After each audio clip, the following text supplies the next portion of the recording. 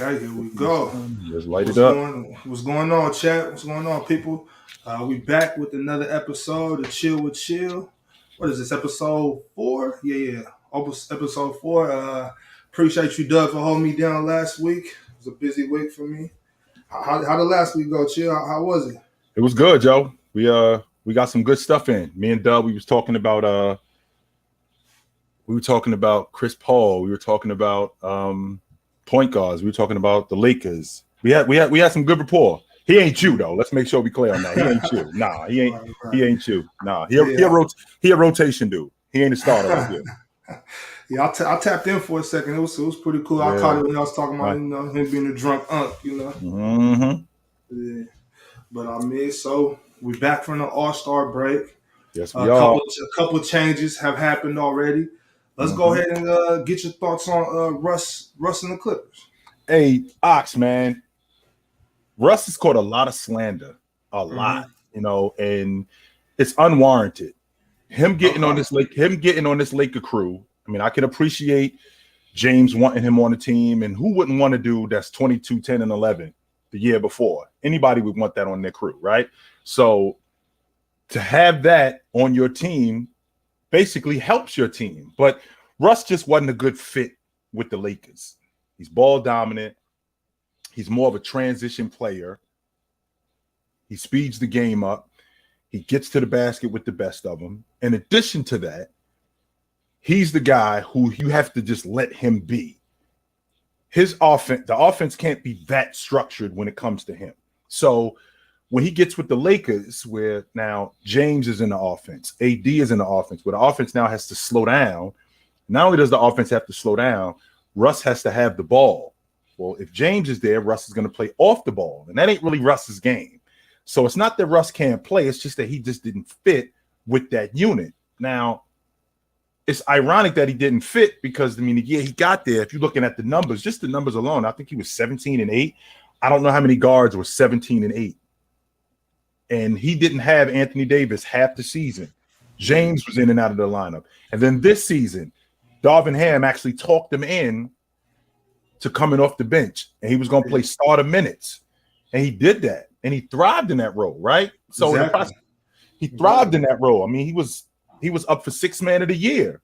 Well, that's what I was going to bring up. Russ catches a lot of slander, catches a lot of strays, but we can't pretend like it wasn't a good majority of people saying he was a shoo-in.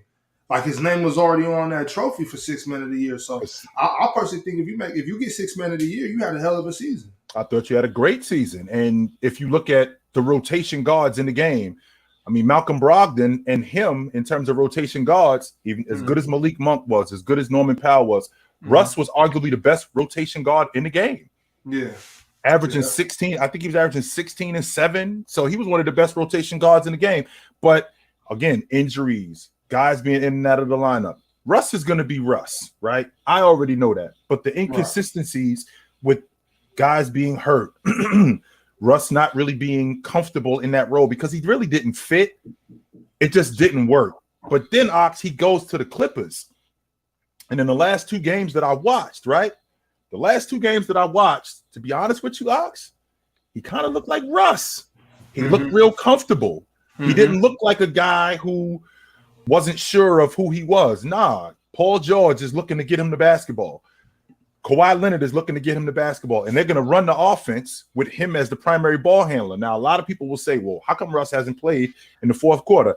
I still think that Ty Lue is trying to figure out his rotations. Yeah. I don't think that he's just benching Russ because, Russ is going to screw us up. Well, that's not necessarily true when you got a vet guard like Russ. Now, again, Ox, Russ is going to throw the ball in the second row. He's going to do that. That's part of who Russ is, right? Russ is going to shoot the ball off the top of the backboard. That's who Russ is. But the other stuff that comes with Russ, him distributing, him being a better offensive player overall on that unit and making them better. A lot of people talk about a couple of nights ago against your Sacramento Kings. Russ wasn't really good, and we're going to completely leave out the fact that Sacramento's backcourt accounted for 80 of the 176 points that they gave up. So we're going to completely leave out Paul George as a defender. We're going to completely leave out Kawhi Leonard as a defender. You know, at some point, you know, you have to decide that I'm going to slow guys down. Everything isn't solely on Russ. This team is completely different, man. So I think with Russ on this crew, I like what I'm seeing. I think that once Ty Lue gets his offense set, I think once he gets his rotation set, I'm not sure that you can win it with Russ, but I think he fits better with this crew than he did with the Lakers. I would have to agree with that. I do believe that Paul George is comfortable playing with Russ. You know, since those OKC days. To set. What's up? You got any input on the Russell Westbrook with the Clippers or what? Yeah, for sure. Chill. He definitely said it all just now. He's definitely looking better. On the court, he's definitely looking more comfortable, looking more like Russ. I just hope that he can keep up this little bit of efficiency he got going on. He's been taking smarter shots. As you can see, he's not taking the same shots, of course, because he's been playing a little bit different role. But he's also still being Russ and still getting his assists, still getting his rebounds. I just hope that he can keep up that level of efficiency and hopefully get more comfortable in the system to where he gets his turnovers down just a little bit. That way the Clippers can have a little bit of advantage just still in the offense. Now, remember, too, that when we talk about Russ, right, we got to accept the things that come with Russ. We got to accept that, like I told Ox, he's going to throw the ball in the second row. That's going to happen. So you're gonna have to deal with that. He's gonna bounce the ball off the top of the backboard. You're gonna have to deal with that. But the efficiency part that you talked about, well, the reason why that's going on is because number one, I'm getting better looks. I got a better mid-range player in Paul George. I got a better mid-range player and a better long ball shooter in Kawhi Leonard. Right? I got offensive players who are maybe a tad better in terms of stretching the defense. So Russ, being the downhill player that he is, I can play a little bit more in the mid-range and get better looks instead of forcing things. So that efficiency may go up when it comes to that. Right. But even though I think it still has to attribute a little bit to Russ also, because even in the game before he got traded, he was shooting about north of 50% for about 2 games before he got traded. So yeah, I think we still got to accept things that come with Russ, but I feel like Russ, as an older player, he's going to start to adjust his game just a little bit. That way he can get more better looks to where his strengths are rather to where his weaknesses. I'm not saying he's going to get better at his weaknesses, but he's going to rely more on his strengths. I think we're at a point with Russ. What are we in, year 14 now? I mean, he is who he is, right? So we're at a point where what comes with Russ comes with Russ. Can you accept the good stuff? Can the good stuff outweigh the bad stuff? Well, being on this unit with the Clippers, I think that Ty Lue can do a good job at managing the bad stuff and highlighting the good stuff. Kind of like what Harbaugh did with the 49ers. Whatever you know how to do, that's what we're going to do. What you don't know how to do, we ain't doing that. Right. Yeah. TMF, what's up? I seen you in the chat, bro. What's the deal? All right. I got 2 takes for both of y'all. One is basketball related and one is not basketball related. So my first one, I'm gonna stick with the basketball. Last time I was on the show, Chilltown, you told me that you didn't see Evan Mobley being that KG kind of player. You said you was more so leaning towards Chris Bosh, and I want to know why. You know, what separates Chris Bosh from KG in your eyes? I'm just curious. Well, first of all, it was the perimeter game. Even though KG had a money mid-range game.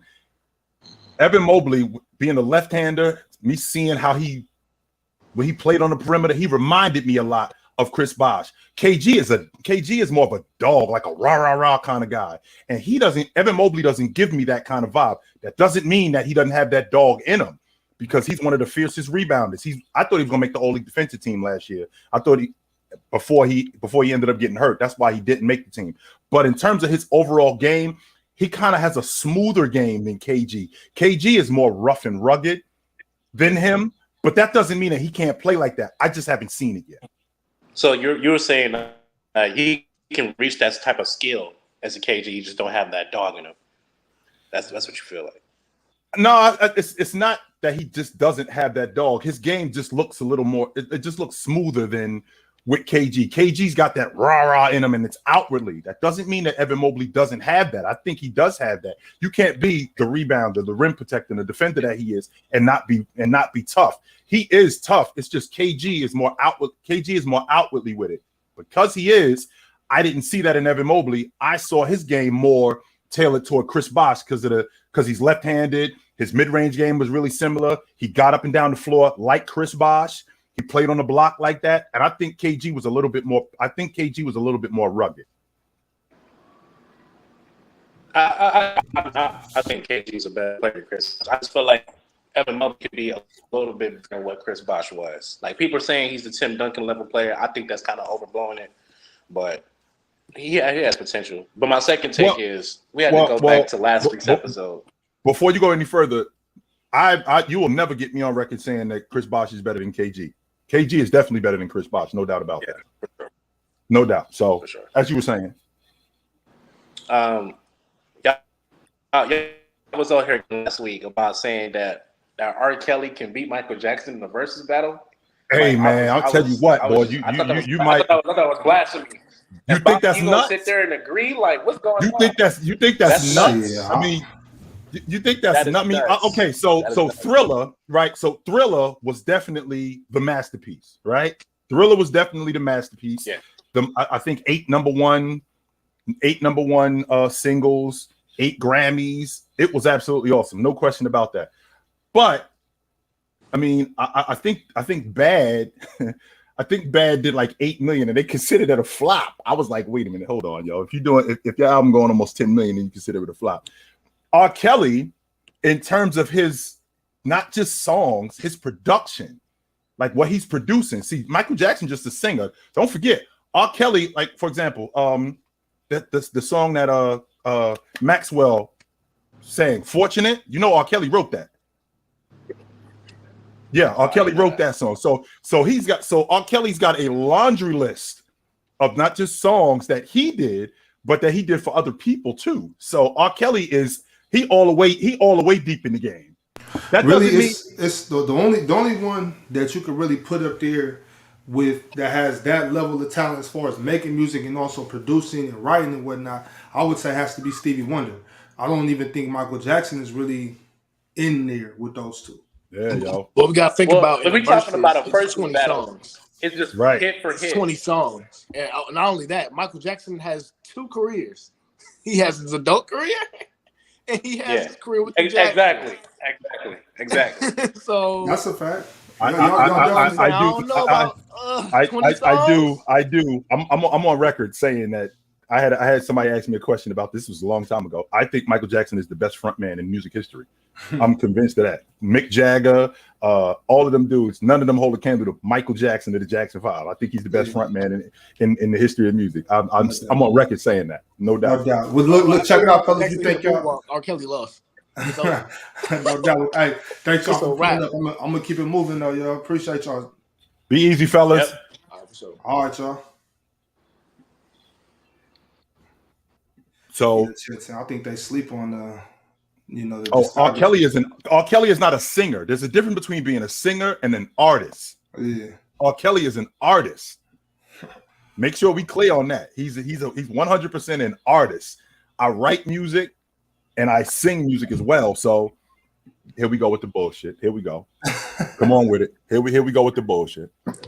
Not on no bullshit today, chill, man. I'm here. I'm here to talk to the Nets right now. I just need like a few minutes. I whatever you need to respond to, you can respond to that all after the fact. I just need a few minutes right now because my man blood pressure. His blood pressure. No. Your blood pressure ain't gonna rise, man. Not me. I'm talking about you. I'm talking about you, Leaf. Your blood pressure. My blood pressure is already up. Keep it quick. Already What's up? It might be high, and it might be higher than yours right now. I'm listening. That's it. So listen. To the coaching staff, to the players, anybody that's gonna hold on to the sound of my voice, and this is a big podcast to get it off. Listen, y'all have the opportunity to be way better than what y'all playing with right now. Correct. Y'all all have the opportunity. Spencer Dinwiddie, you're not gonna get the calls that you think you're gonna get when you was with Luka. You know what I'm saying? That Nick Claxton, everybody has the opportunity on this team. Y'all got wingspan. Y'all got the wings that y'all want. Y'all got the defense that y'all want. Prove it. Y'all got the opportunity to be flying in the passing lanes and moving a lot much faster than what y'all been moving. Prove it. Y'all got the athletes. Y'all have the opportunity to be a much more competent defensively than what y'all looking right now. Y'all have the opportunity to prove it. Kyrie Irving, Kevin Durant, James Harden, Ben Simmons, they all made their decisions. Now it's time for y'all to stand up and make y'all's. It's time to stand up and be like, yo, listen, we don't need them. We don't need them. We competent without them. You see how the Knicks is playing. They on the 6-game winning streak. You see how Milwaukee is playing. They on the 15-game. They ain't lose a game all month. It's time for y'all to prove that y'all could be more than what y'all showing. It's time for that. It's time. It's been past that. The thing is, y'all have the opportunity to prove it tonight, tomorrow, speak to the super chat, week. Leaf, speak to the super chat. Leaf was saying the Nets going to the playoffs. What's up with that? And the Nets have the opportunity to do that. They still have the opportunity to do that. You listen. You don't get a team and then get all these new players on the team and look at your standings and be like, yo, we 11 games over 500 and we could just chill. That's bullshit.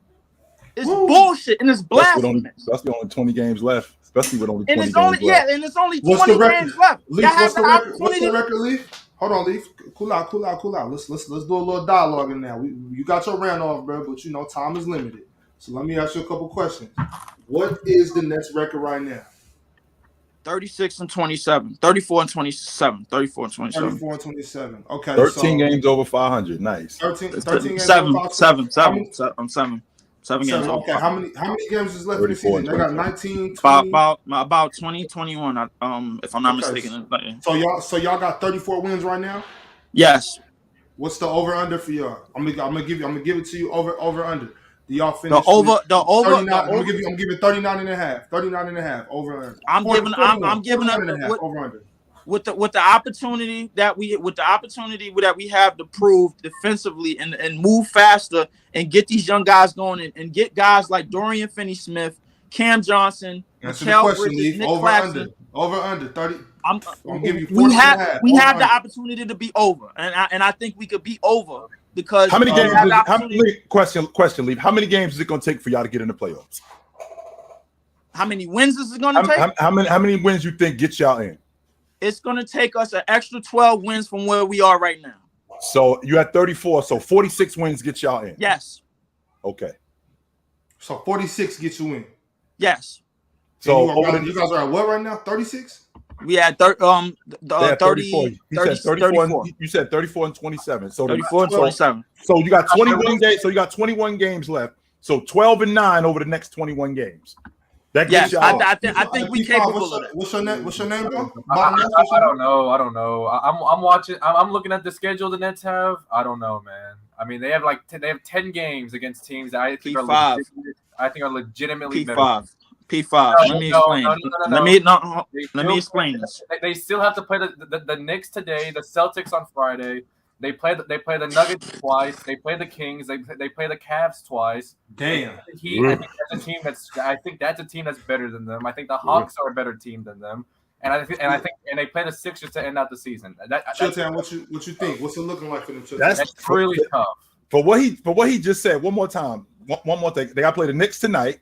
Yes, they play the Celtics on Friday. They got Boston on Friday. Yeah, right? They still got to play. They still got to play Denver twice. Yeah, then that could very well be 0-4 right there. They have Milwaukee on their schedule. Who just smoked them last night? Milwaukee just smoked them last night. Cleveland twice. Okay, Cleveland. So that's 7 games right there. 7 playoff teams. And then they're going to have a really big game against Miami because Miami's only half a game behind them for that 6th seed. Right. I would argue that the Hawks are a better team than the Nets, and I would argue that, and they have the Sixers to end out the season. That's a really Leave. What's your problem with the Hawks? What's the issue here? What's the issue with the Hawks? All those teams are better than them. Maybe the Hawks are arguable, but the issue is that we have the opportunity to be potent enough and prove that we could be better, much miles better than them defensively, if not all around. Because because everybody keep telling me, yo, you need the wing defenders for this. You need the defensive team for this. Do we not have that? No. Listen, the thing is, y'all have that, but y'all don't have the superstars that make y'all contenders. Y'all have. Need to do the Sacramento Kings, and they seem to be doing fine. Keep us out of this. Y'all not us. The Sacramento Kings have two players. The Sacramento Kings have 2 players that are capable of taking over a game offensively. The Nets don't have that. Mikal Bridges has flashed as of late, but the Nets don't have that. They don't have a guy they can rely on offensively. Leaf. Hold on a second, y'all. Let me see this. I'm not relying on Leaf. my offensive playoff. Hold on, P5. Hold on, bro. Hold on. My man Kwabe tapped back in, Leaf. He wants to let you know that those KD Kyrie wins are running out, bro. I don't think they are. I don't think they are, Leaf. I don't think that's true, Leaf. I think that you get into the stretch run. Now I think that they did enough where you dudes should be able to at the end. This is where you are. You basically at the 100-yard dash. You at 90 yards. You should be able to finish this. But the schedule that P5 just ran off, it's gonna be tough. Now, Leaf, don't get me wrong. I think the Nets can be a playing team. I think they're good enough right now where their record is. I think they can be a playing team. That's why I had them at before. But then they're going to have matchups. Like, do I think they can beat Toronto? I think Toronto is really the only team that would give them an issue. But then that's going to be a really big game. I don't think it's impossible for them to make the playoffs. I just highly doubt that they'll, stay a 6th seed or be this really potent team that should be taken seriously. Let's P5. Let's kill the 6 logic. The schedule that you just ran off, they're not staying in the 6th spot. They're not because the Eastern Conference is so tough. And then they're looking at these teams for the play-in. They would look at either the Hawks, the Raptors, the Wizards, the Bulls, the Pacers. Y'all could beat all of them. Can you think, Leaf, y'all could beat any of those teams in the play-in? I think we could beat everybody in this damn league, bro. We gotta do. We gotta be realistic, Leaf. We gotta be realistic. No, I am being realistic. And actually, and they done ran off all the teams. Now let me explain our point of attack. We gotta use what everybody is good at. Everybody on our team got wingspan. Everybody on our team can defend. We need to run faster. Everything needs to be done quicker. That's the whole problem. It's not about who everybody else has. It's not about who else on the schedule. We capable of beating all them teams because we capable of matching up. It's just that simple. Add something that need to be in the game. Hold on. We got my man Blue Champagne. You got anything to say about this? You want to tap in here, brother?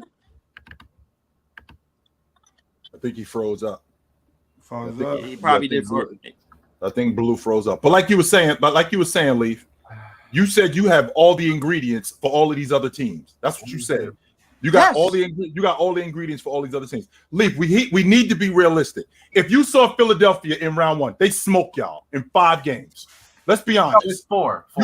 You have no answer for Joel Embiid. As good as Claxton is, Claxton should be playing the 4. He's not a 5-man. He really should be playing the 4. But that's neither here nor there. You don't have the offensive capability to hang with Philadelphia in a playoff series. That's number 1. Milwaukee smokes y'all in 4 games. Boston smokes y'all in 4 games. Cleveland beats y'all in 5 games. And the reason why is because, again, you don't have what they have.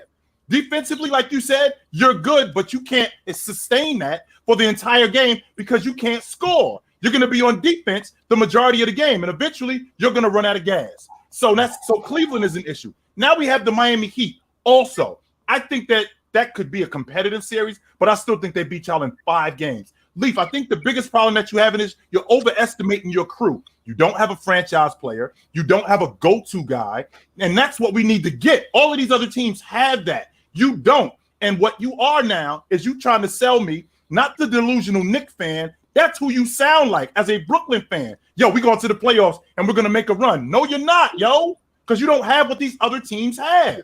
It's all right, Leaf. Don't look so hurt, brother. You'll be okay.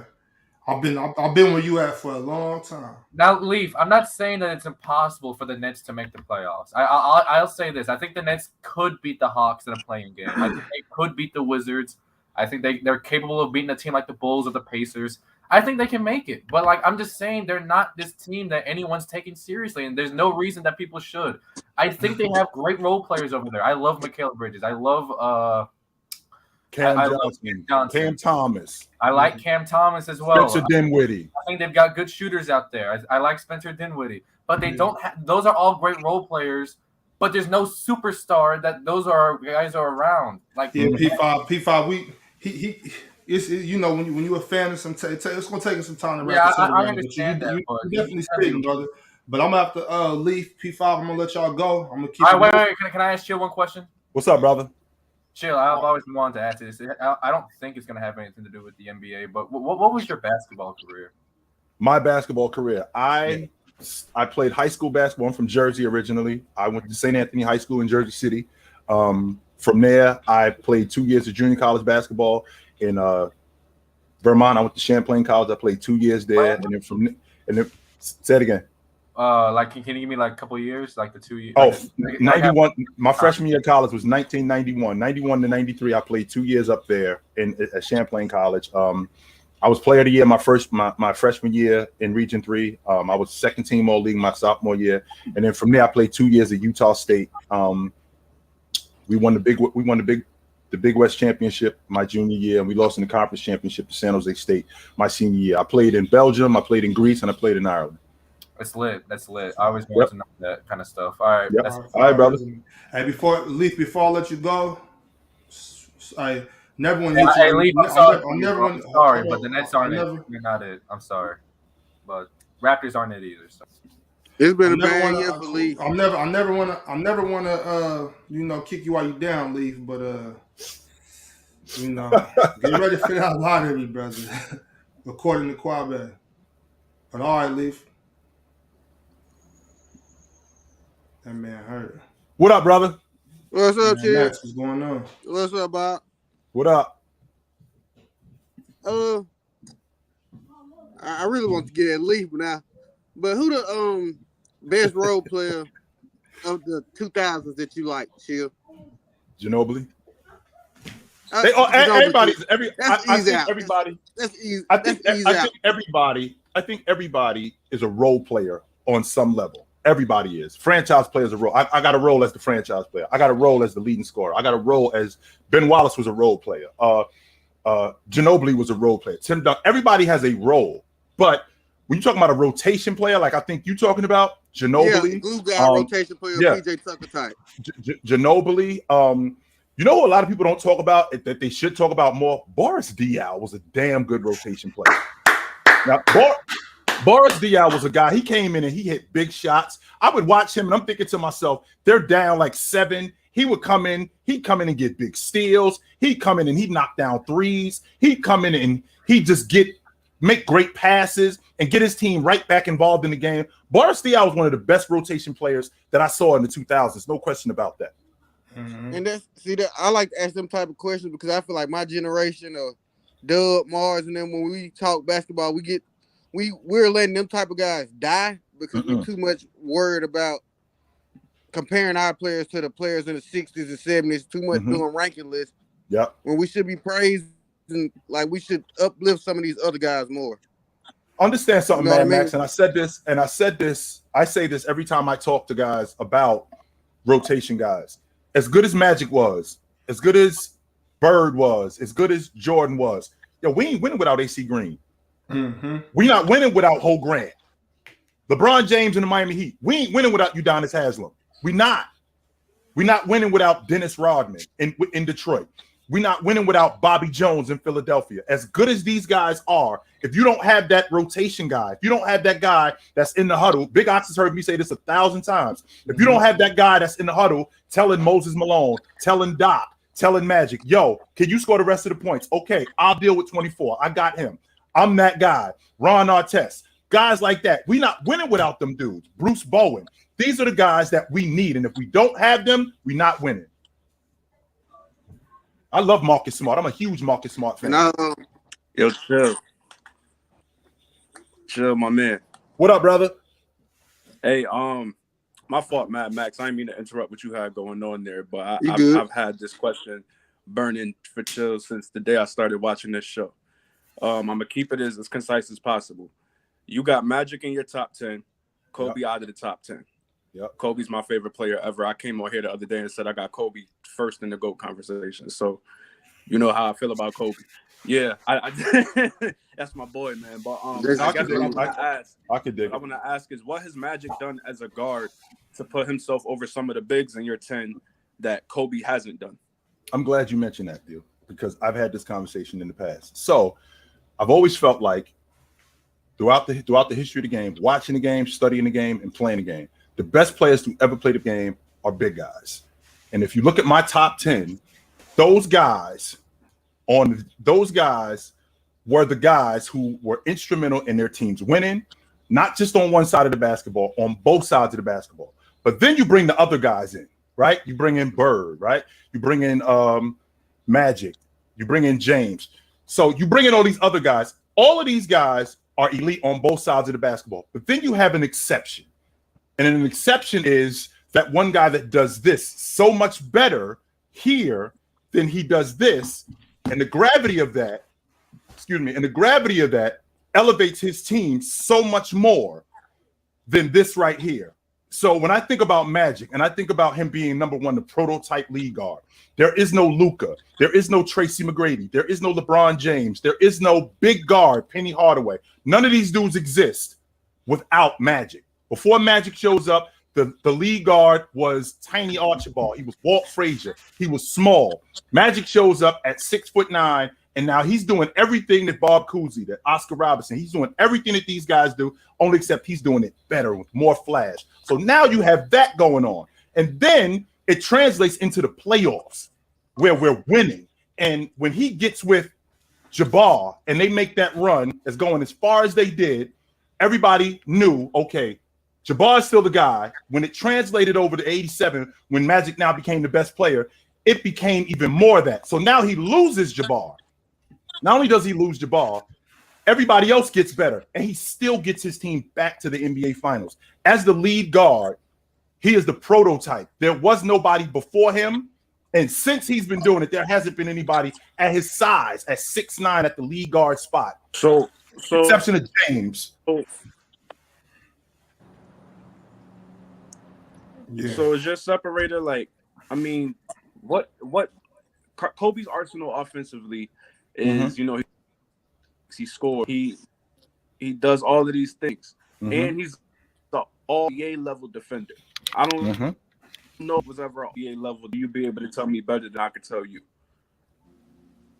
That last part you went out. Say it again. I heard all NBA. That's the last part I heard. Say it again. I'm saying Kobe's offense. We having trouble.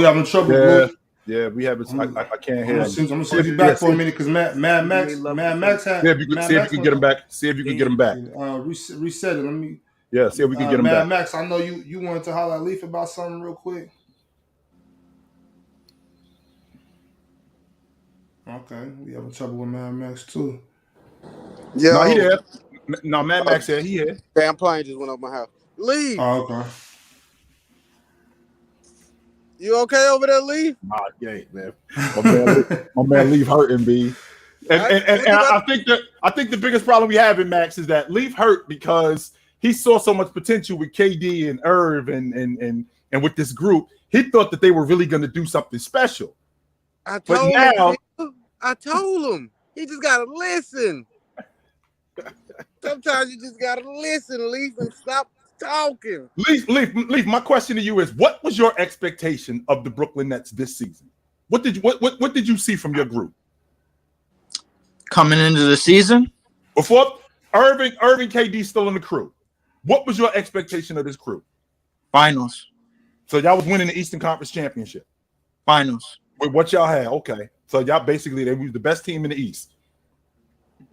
And what were you basing that? And what were you basing that on? You was already setting yourself up for disappointment. I was basing that off of the fact that I didn't like the other teams that was in the East. Like if you look at Philly, what everybody keeps saying about Joel and what Ox, who is the host of this, keeps saying about James Harden. They always somehow, somewhere they all off, slip and fall and bump and breaking their neck. That's one. What we look at Boston, what nobody understands but me and Ticket is that they're when they get in the playoffs and when it's time for them to do and excel and do things, we saw them slip and fall and bump their lip against a team that was beatable in Golden State, and which I personally you and Ticket tripping with that.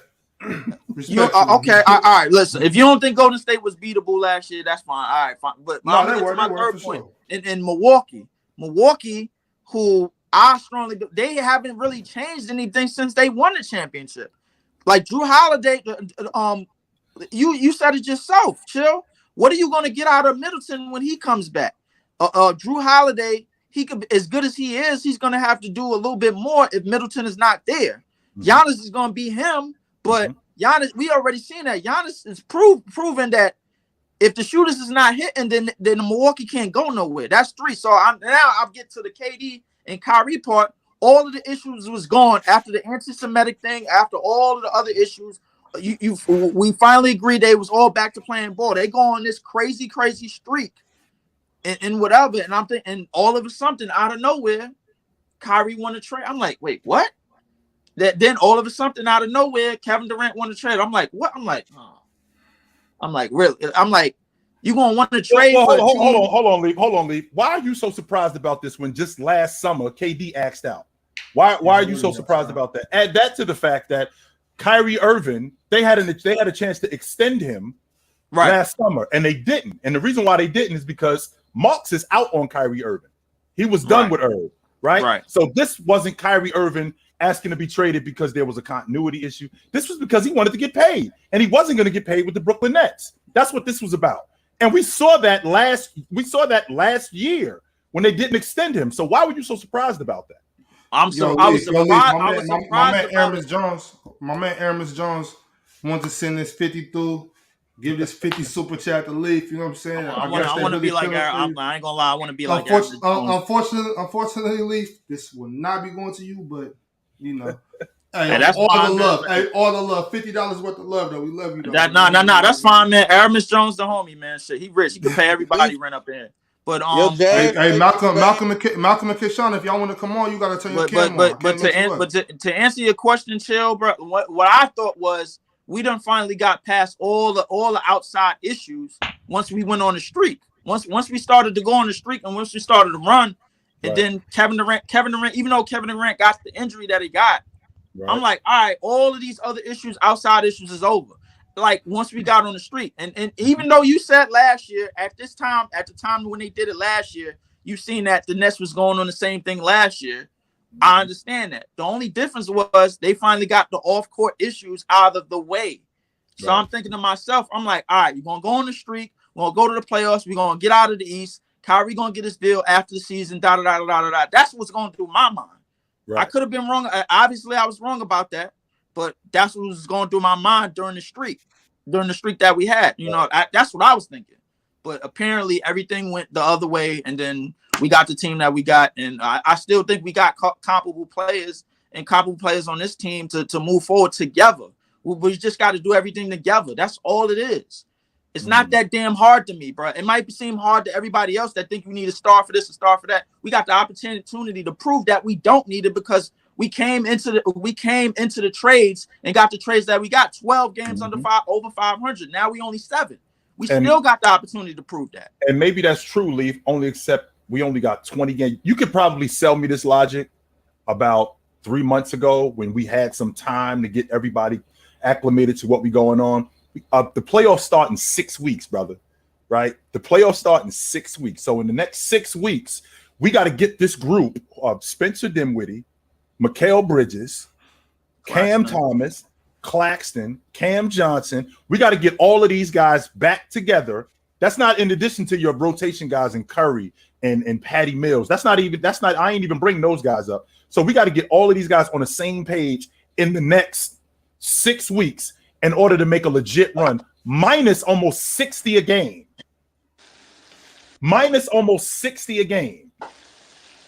So now we got to now what we have to do is the offense got to go through who? The defensive anchor on our team is who? Who is the leader now on our team? That's the question.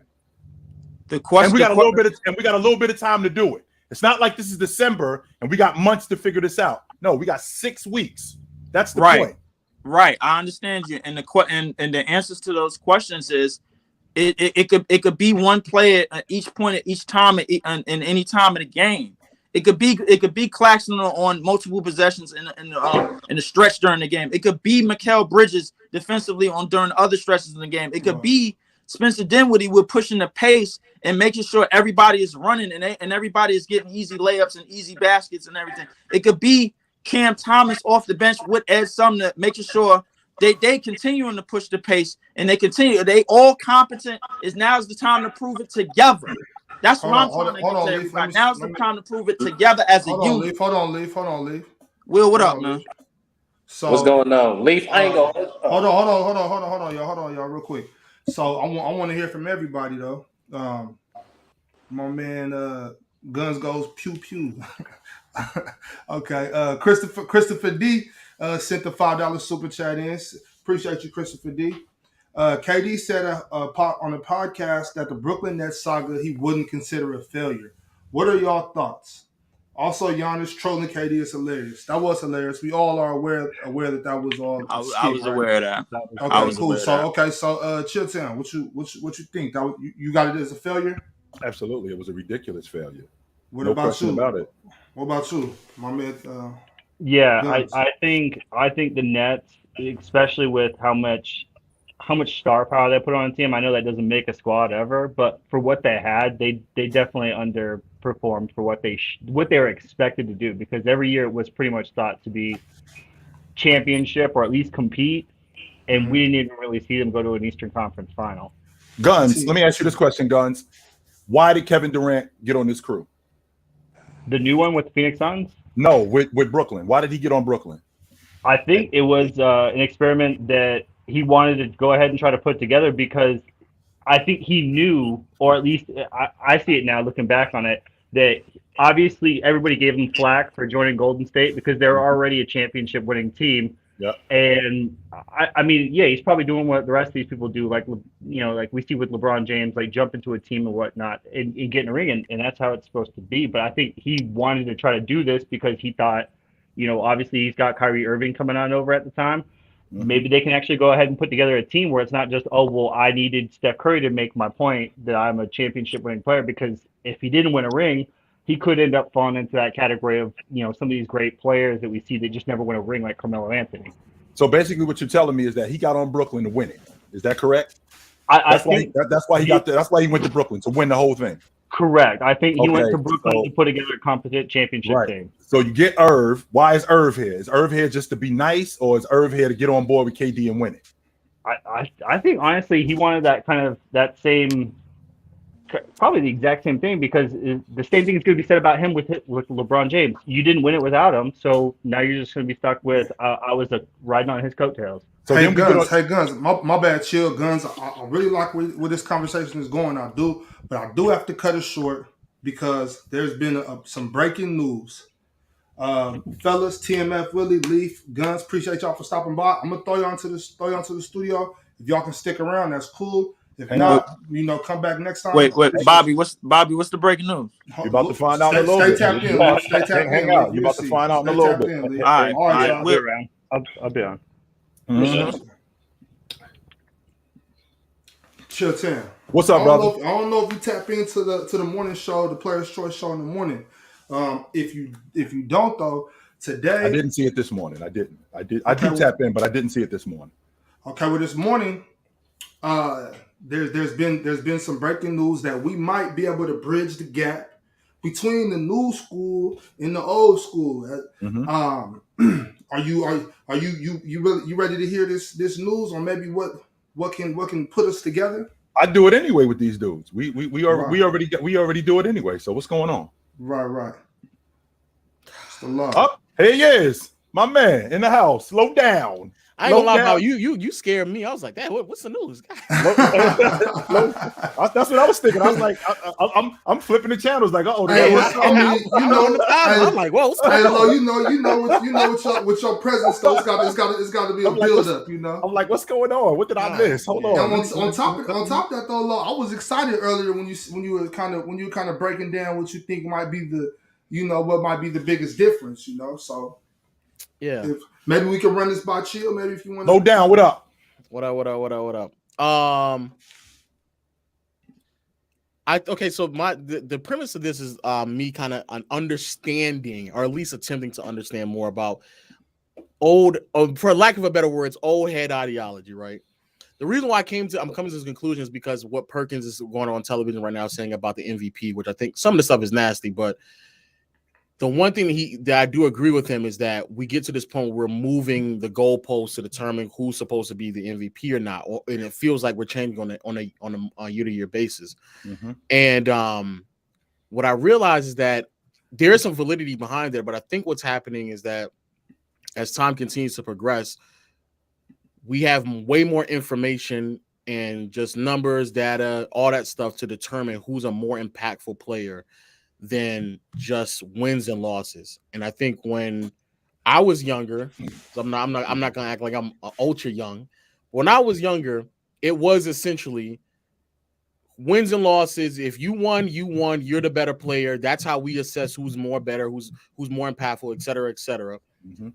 And because of that, I think it breeded this subsection of like a generation of viewers who that's what they abide by. Now, part of the reason why that happened was because the information that we have now was either didn't exist or was not readily available. Like when I was growing up, I couldn't know what certain players did on a game-to-game basis unless I watched it. Like and obviously at that time, basketball games were not readily available as they are right now. So being realistic and open and honest, there are several games where I just didn't watch. If I have to be honest to the chat, I was watching basketball in 2009. I did not watch that many D-Wade games at all in 2009. Because you couldn't. I couldn't. Not because you didn't want to, but because Miami Heat are not on all the time in Atlanta. Exactly. So I think that because of that ideology, we can only make assessments on players based off of wins and losses and who's making deep postseason runs, which is why when Ticket says the things that he says, or when Bobby says the things that he says, where it's like, all them numbers, I don't care. You lost. It's about winning. Or when Elder says something about like, oh, I only care about what happened in the finals. It's the finals, it's the finals. And so then you're establishing like, because that's how we were. That's because that was those are series that we all were able to watch. We all were able to grasp on how dominant you were as a player because those are series that we're all watching. Right. But all 82, heck, if we're being honest with ourselves, like not even like 20 games of a regular season, you probably didn't watch most of these players anyway because you couldn't watch it. So the only we could assess is based off of wins or losses. But now what's happening is that we're heading into another section of judging players because we have more information. Mm-hmm. And because of that, there's certain things that are occurring in conversations that are being happened that, if I'm being honest, makes certain other fans uncomfortable, regardless if it's them not understanding certain metrics or just the way they don't like the Do you understand why that is, though, Lo? The reason why that is because exactly what you just mentioned. So when I was younger, so if we rewind the clock back to when I was younger, so Basketball Reference is what we have today. Yeah. Well, Basketball Reference, I want you to take Basketball Reference and I want you to shrink it down to a section in the newspaper. Yeah. And that was it. So if I open up the newspaper and I saw that Dominique Wilkins, when I'm 16 years old, Dominique Wilkins went for 35 and he had 13 rebounds. I'm like, yo, Nick is awesome. What I'm not seeing is I'm not seeing how Nick got that. I'm not seeing percentages, right? I'm not seeing any of those things. All I'm seeing is Nick was awesome. So when Nick comes on Sunday afternoon against Bird, all I'm watching is Nick. And I didn't see Nick 3 days ago when they were in Washington, when he was 8 for 22. Now, I understand that numbers are now a part of our society and people care about that. Back then, I didn't have the access to that. And most people didn't have the access to that. And we didn't, to be honest with you, Lo, we didn't really care about it. What we cared about was what this guy produced. Mm-hmm. Nick went for 34. He had 12 rebounds and Atlanta won. He's awesome. Jordan went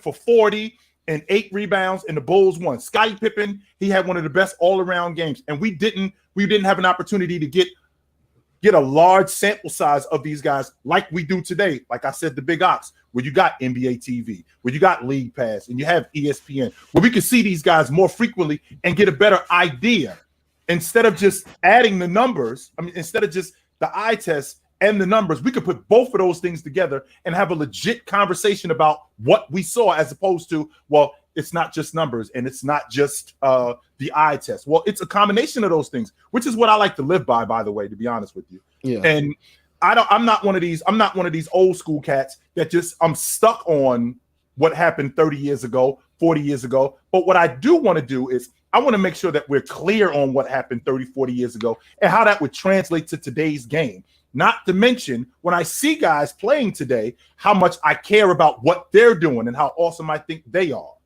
Hey, Keyshawn and D. Reed, y'all got anything to add to this particular conversation? Nah. Okay. I mean, nah. You got anything else you want to bring up? Because we're about to move on to another topic here in about 10 minutes. So if y'all got something to get off, you can holler at Chill Town. Yeah, I Lowe's came. up here, I wanted to explain to Chill why the Suns would be good, but I heard him say that Nets was a failure, and I think it wasn't a failure. Let me explain why I think that. So Chill, let me get with you. Cause I was supporting the Nets, thinking they were gonna win for me. Chill with Harden, Kyrie, and that's why I don't think it was a failure. Well, they only played 20 games together as a unit, correct? 20 games. Correct. You're not doing nothing for me play 20 games. But this is why I don't think it was a failure. Yo, Ox, let me bring you back. We in February. Harden is playing. Harden's the only one consistently in the lineup. KD's hurt. Kyrie in out the lineup. Harden want to win. So he got Kyrie one day on Wednesday. Next time he got Kyrie like Monday. He's like, yo, come on, son. Is he going to play or not? And then that's why he requested a trade up out of there. I don't think it was more like, that's not working. First of all, stop right there. Stop right there, Keyshawn. Number one, Harden didn't even want to come to Brooklyn. He got talked into coming. I don't think he wanted to come to Brooklyn. But the idea that because they were banged up, that's why it wasn't a failure, that doesn't work neither. And the reason why that doesn't work is because that's part of the game. You got to take care of your body. James Harden has been breaking down for years. This is who he is. He's been breaking down and underperforming late in the season for years. Kevin McHale told us in 2015, Kevin Durant's 6th year in the league, he showed up to camp out of shape. People thought this was an aberration. It wasn't. This is a theme with him. This is who he is, right? Same thing with Irv. Irv played the most games in his career when he was with James. That's when he was that was when he was the most stable. He didn't play more games than he did when he was with James. Well, he gets with Kevin Durant, and the idea is to win it. The fact that you guys broke down, which we saw this coming, nobody wanted to say anything about it, and because it was consistent, there's no way that you can tell me that this wasn't a failure.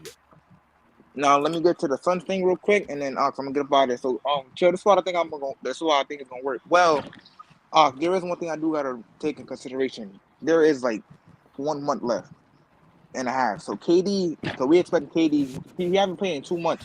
So we expect him to come sharp, but I don't really care because the reason I don't care is because you hopped on the team. You hopped on the team to win. So if they lose, I'm holding them accountable. I'm not, but this is why I think it's going to work. Because Chill, when we saw Kyrie, Harden, and KD in the playoffs, they completely dominated.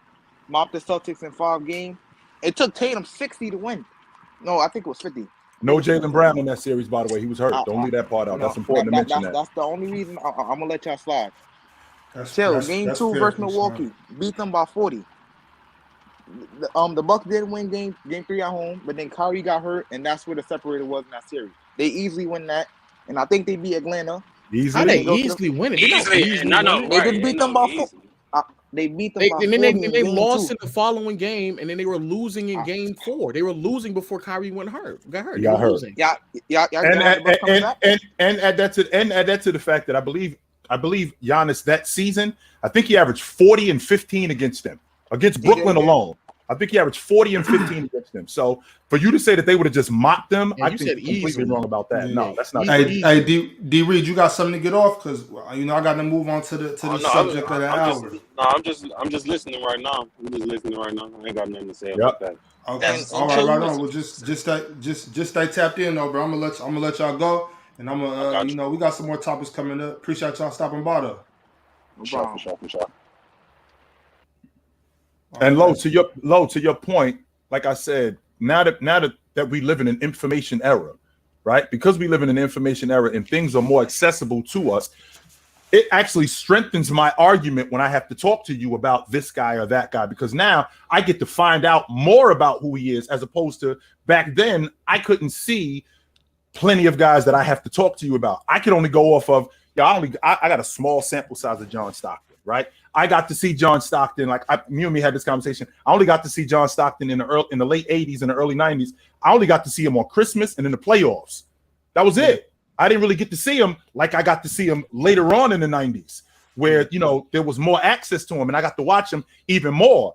Now it's different today. I would love to have seen him of the 82 games that he was playing every year. I would love to have seen him 60 of those games or even 80 of those games. I would have loved to have seen that. Yeah, and the thing that also is like, for the most part, I would say like 90-95% of the players that y'all viewed as awesome, the more information we get, it's further cements at how great they were. It's very rarely is there a player where like information comes out and we get to realize, oh no, yeah, he ain't He all wasn't that that. good. No, he wasn't. Wait a minute. So, but then the problem though is that I guess, but I think it works in twofold, because I think a great example of it, and it's the guy that y'all have. I don't know how y'all talking about him or not, but like Russ is a great example. I personally believe 20, 30 years ago, without the information that we have today, if Russ you would be a just top open 5 up player. if you just open up the newspaper and you just saw him averaging a triple double every single night, oh yeah, man, no, Russ is without it. We speak about Russ completely different, completely different. But because we have way more information, we understand that it can't just be points, rebounds, and assists to establish that. But because that's how many people grew up, even they fight and push back on well, why can't Russ do this and that in the third, or why can't Melo be this and that? And they ask these questions, and it's kind of hard to explain to them when it's like how we view them is just different. How we view impacts, it's just different things, and I think that's the disconnect. And I further think that like things are going to change. Like it's the reason why, like for example, LeBron, he got Finals MVP votes in a losing series, and like, he got a lot of them. I thought they were going to give it to him. To be honest with you, Lo, I did. They could have. They could have. I think not too many people would have been upset about it. But I think 20, 30 years ago, oh no, that would have been a problem. Like come on, what are we doing, guys? Like what are we doing? Because outside of West, there's nobody else. So a precedent was almost set. Next year, Steph Curry first unanimous, a precedent. Even though there's players that should have got it before. We now understand how valuable and impactful someone is, so we're willing to set the precedent. The next year, Russell Westbrook, 6th seed, we're still going to give him the MVP. That's a precedent. And they keep setting these new precedents. So I understand now why when y'all be like, man, what? Like when Ticket be saying, I'm trying to figure out like why, but I'm realizing it's because when he grew up and he was watching basketball, that's not how it was. Like that's just not how they talked about basketball. Nobody talked about it that way. And just to add to your point, Lo, just so you know, they gave Jerry West the Finals MVP before Game 7 because they were convinced that the Lakers were going to win Game 7. It wasn't like they gave it to him after they gave it to him before Game 7 because they thought that the Lakers were going to beat Boston in Game 7 and Jerry West was going to be the Finals MVP. When in reality, he should not have been the Finals MVP. And even though he did what he did in that series, Now, James, on the other hand, I can appreciate what he had done. But the Finals MVP does not go to the guy who loses. That's not the way that works. But you see what I'm saying, though? We're now looking at like, I'm willing to set the new precedent because we now have more information on how impactful someone is. We can actually contextualize it better, which is why I go back and I'll say, in 2006, if that happened now, Kobe might have actually won MVP or he might have gotten more MVP votes because the way that we view it now. But nowadays, and it was with this back and forth I had with Shaq where they were saying Bradley Beal was number 1 seed. How we be talking about him? In my mind, that don't change anything to me because Devin Booker was a number 1 seed last year on a team that won 10 more games than everybody else, and no one still thought that he should win the MVP. It wasn't even close. It wasn't even at all. So just kind of going off of that, talking about who will be remembered as what. One guy that we know, no matter what era, we know as long as we're talking basketball, he's going to be known as one of the GOATs, if not the greatest of all time. But something we're witnessing with our own eyes is him breaking down. Obviously, I'm talking about LeBron James. Chilltown, Low. I know both of you guys happen to be, favorite of Lakers. Chill, I'm gonna start with you. What's the deal with Bron? Are we seeing the end before our eyes right now? I think the biggest problem that we have, Lo, is the fact that he's been playing the way he's been playing for all of these years. So people just expect it to just continue. Now, in terms of an efficiency standpoint, I mean, James isn't super efficient when you're talking about the long ball, right? James had a respectable to an above average mid-range game throughout his career. But what we expect from James is what we've seen from him for years. But the problem is that because he's continuously doing this, we're completely leaving out the fact that he's almost 40 years old and he's starting to break down. And all we keep thinking is, well, he can still do what he used to be able to do. Well, he can still do that on some level. He just can't do it consistently like he did 5 years ago. He can't do it like he did 3 years ago. He was breaking down in 2019. That's why he got hurt, right? So he was already starting to break down. And I mentioned this to you guys in the past. Getting Anthony Davis was very much like when Jabbar got Magic. He was going to put more years on James's career because the offense was going to run through him and James was going to play off of him, only except it didn't work that way. It worked that way originally because they ended up winning the NBA championship and Anthony Davis played really well. But it didn't work that way moving forward. Why? Because Anthony Davis broke down. And so now James, who was already starting to break down, has to go back to the dominant space. And you see what he's doing, and you see how good he is. Yo, he could keep doing this. Lo, there's no way you can convince me that this guy, I hear other people telling me this, there's no way you can convince me that this guy's going to hold up for 5 more years. I don't see it. I just do not see it. Yeah, I don't. 5 years is kind of a stretch. I think maybe 2 to 3. That's it. That's as far as I'm going, Lo. That's it. I'm not going further than that. 2 to 3 before he retires, or 2 to That's 3. It. He's out. He's out. He's out the game. He's out the game. I can't see James and also I think even LeBron said this himself. Like mentally speaking, I don't think that he's even ready to continue to do another 5 more years, right? And I think he is holding off for his son. And I think once that's done, there's not really many more boxes in his mind that he needs to check off. And I think that's a huge box, and I think he'll last that long. But to answer Bobby's question, in my mind, he's already been on the decline. I think this is another great example of the reputation tax that I talk about a lot, where you have people who just, like Chill saying, they just expect people to do certain things based off the reputation of who they are instead of who they like, what they actually are producing on a game-to-game basis. It's why Ron get up on here talking about he waiting for him to start shooting 48% from 3 so he can bump up his average. Like that don't happen. It's not happening. And so now, and you got Ron acting like he back in 2012. It's like, no, it's not it. It's a new player. You have to readjust the expectations and then assess what he is doing on a game-to-game basis, and he's just not that player. And I agree. Anthony Davis was supposed to come in, take over the reins a little bit, so LeBron can gracefully bow down to being the second option on the team, gracefully bow down to being outside of the top 5, 7, or even top 10 conversations in the NBA. And that would be completely fine because the man still winning too. But still winning. Mm-hmm. But the man is 40, 58, 75 years old. Like he can kick back, man. Let him kick back. That's why before I do get to these super chats and before I let anybody else up, I want to stick with you two for a couple more moments and ask this. Earlier today, we kind of just stamped it. I believe even yesterday we kind of stamped it. It's pretty much done for the Lakers. I mean, no, it's not. Come on. I mean, okay, come on though. Like Bron's out, AD's out. It's gonna be a hard one. So y'all might, but let me just say for the sake of my question, let's say this year is washed for the Lakers. What are the steps moving forward for that organization? Is there anything they can do to change things around next year, or is this going to be a 2-3 year turnaround? What are we looking at for the Lakers franchise?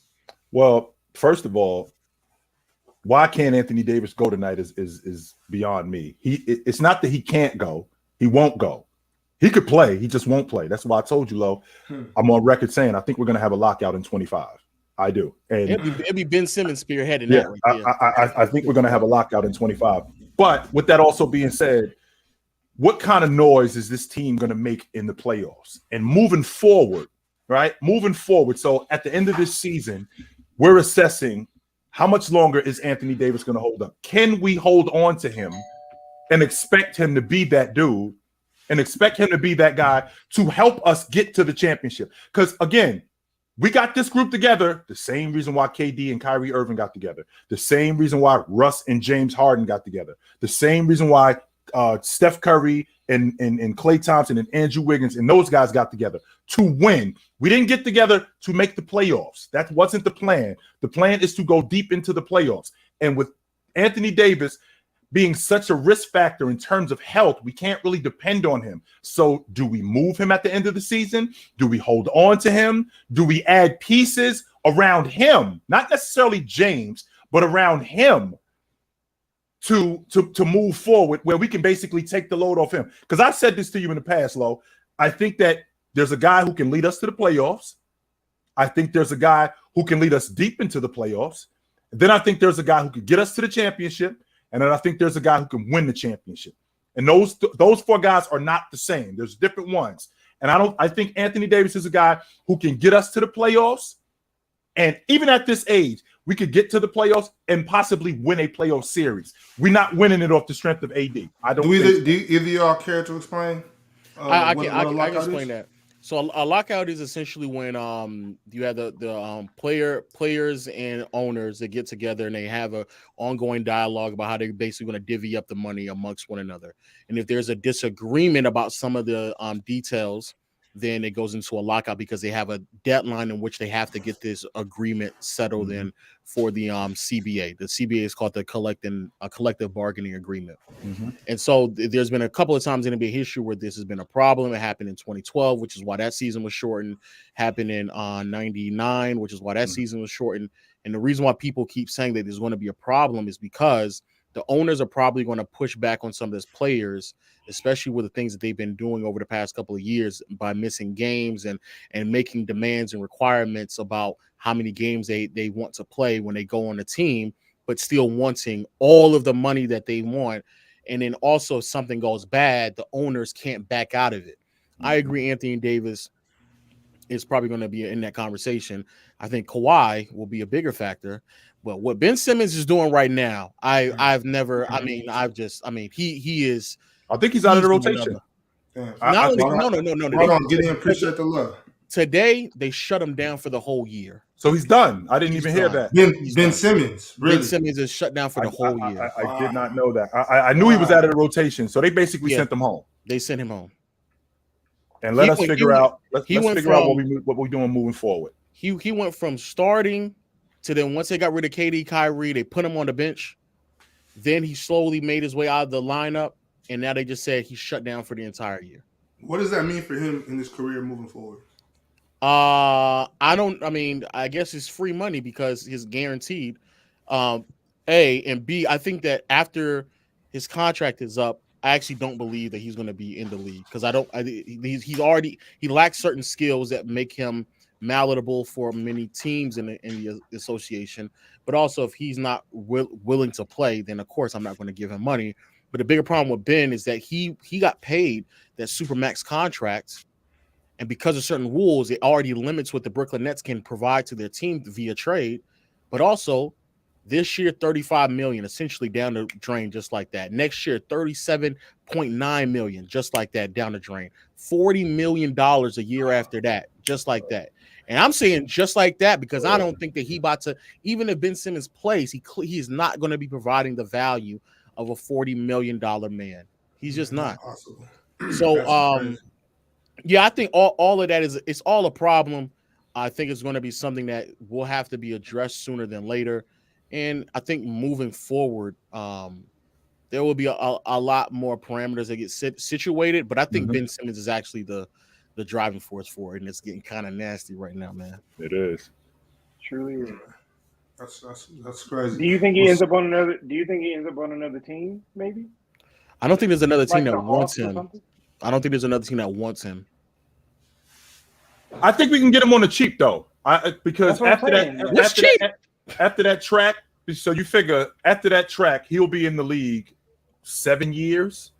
So I mean, the vet minimum at that point is probably $1 million, maybe $2 million. It's way million. It's way more than $1 million. The vet minimum is it $2 million? I think it's at 2.5 right now. No, it's way. First of all, the mid-level exception is like $14 million right now. Vet minimum has to be mid-level was like 5.5. Are you sure, Lo? Yeah. Patrick, we paid Patrick Beverly. I know because my Lakers paid Patrick Beverly $13 million on mid-level exception. I thought it was at 5. Wow. No. And what's even crazier is Pat Bev on his own podcast is sitting there counting. He's like, "Oh yeah, I'm about to get another 30-40 M's in the next 2 years, man. I keep signing that back. I think the vet minimum is like $10 million. Yeah, it's like 10. Now that I think about it, I think the vet million. I think the vet minimum is like $10 million.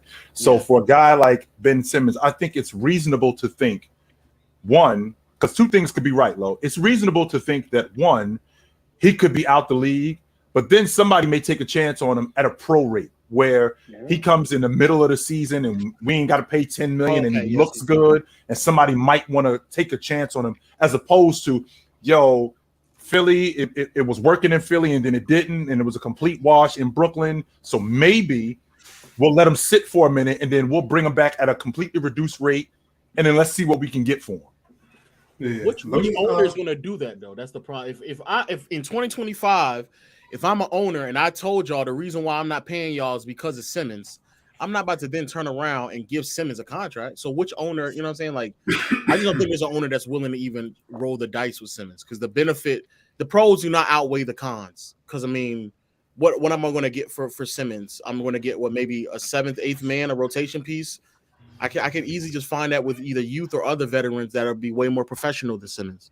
Yo, look, somebody here says the vet minimum is 2.9. That's what I thought it was. That's what I thought it was, 2.5 or something like that. I thought I'm almost 1,000% sure it's closer to like 8.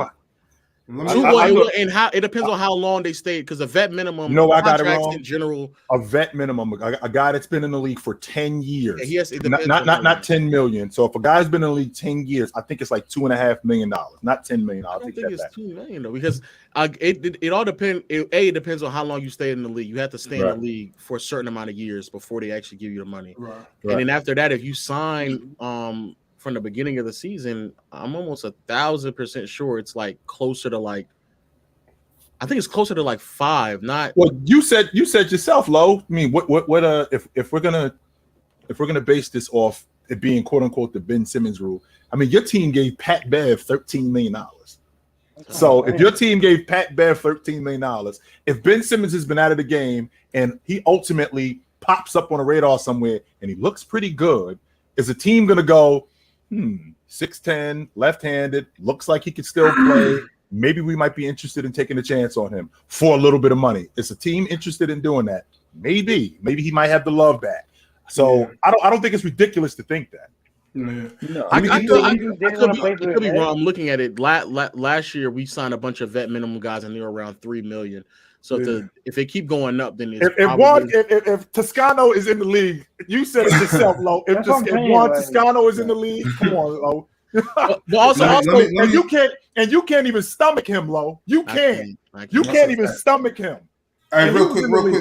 Let me zoom through a couple of these real quick. Get some of these moving out the way. My man Winston Williams, he sent a super chat through. OG, love the knowledge of NBA history in the game. Salute your success. And dudes like Lo, that's keeping me on my toes. I got to stay on top of my game when I'm going up. Last night I had him on the ropes. Taking body shots, but going back. Yeah, 12 rounds. Yeah. Big dog Tyson Thomas. Salute, Chill, and Big Ox. W show. We in effect, yo. Appreciate that, thanks, brother. We appreciate you, brother. We in effect. This one been up for a little bit. Chill. Let me see. From my main man Alex Pickering. Question, Chill. The 06 Lakers with Kobe averaging 35 had a 45 and 37 record. Replace Kobe with Magic, and do they win more games? Well, they got to play different. So they're not going to play the same way that they played with Kobe Bryant. So Magic is more of a distributor, right? And in addition to Magic being a distributor, he's going to score too. So he's going to put pressure on the defense, but he will get other guys involved. As bad as everybody thinks Kwame Brown is, Magic would have involved him more, right? As bad as I'm trying to remember who the dudes was on Smush Parker. Magic would have involved him more. Magic would have involved these guys a lot more. And with involving these guys more, one of two things could happen.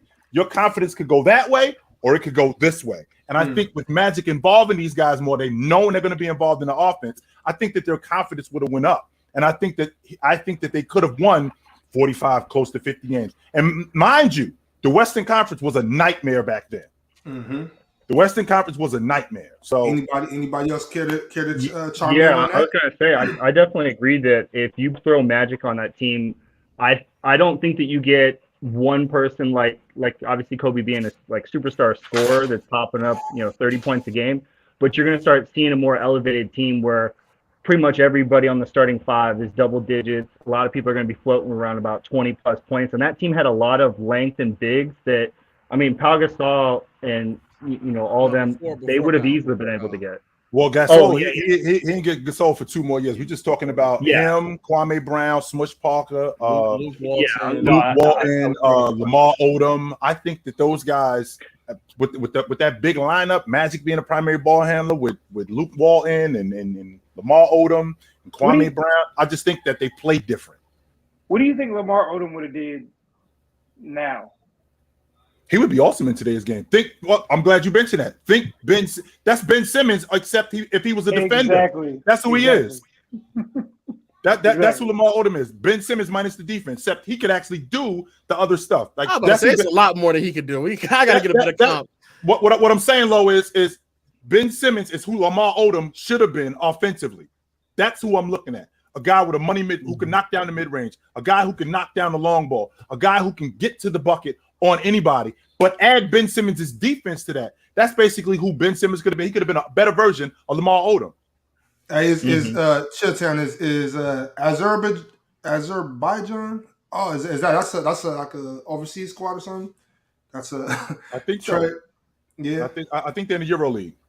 Azerbaijan. Yeah, okay. I think they're in the Euro League. Yeah, I think they're in the Euro League.